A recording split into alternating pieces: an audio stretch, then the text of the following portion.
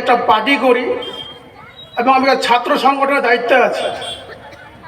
আমি উত্তর দিনাজপুর জেলা সম্পাদক, সিপিআই পার্টির ছাত্র নেতা এবং রাজ্য কমিটিতে আমি কাজ করি। আমার বাড়ি এখানে হলেও আমি থাকি ইটাহারে, ওখানে আমি টিউশনই করাই। একটা কথা আছে ইংলিশে, education is the backbone of a nation. শিক্ষা জাতির মেরুদণ্ড, এটা আমরা সকলেই জানি। কিন্তু আমি বলি যে শিক্ষা জাতির ক্যান্সার। অনেকে ভাববেন যে এত বড় কথা। হ্যাঁ, যদি সুশিক্ষা থাকে তবেই হচ্ছে সেটা জাতির মেরুদণ্ড। সুশিক্ষা মানে কি?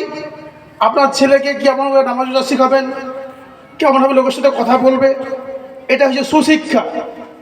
কিন্তু একই রকম শিক্ষা আপনারা দেখেছেন কিছুদিন আগে আরজি করে একটা ঘটনা ঘটেছে।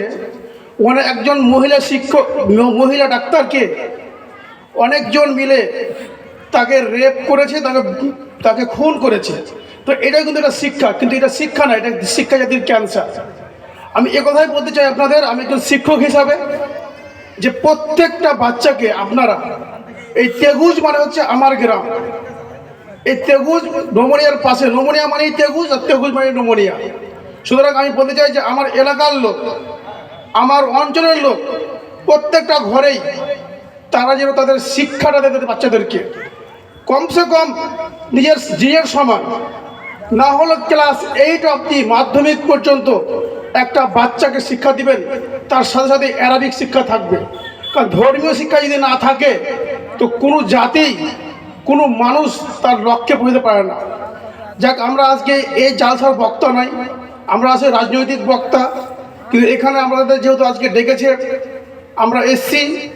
সব থেকে ধন্যবাদ জানাই এই কমিটিকে, আমাদের ইমাম সাহেবকে, যে এখানে আমাকে ডেকেছে আজকে বিশেষ অতিথি হিসাবে। তার জন্য সকলকে ধন্যবাদ জানিয়ে আমি আমার বক্তব্য শেষ করলাম। আসসালামু আলাইকুম।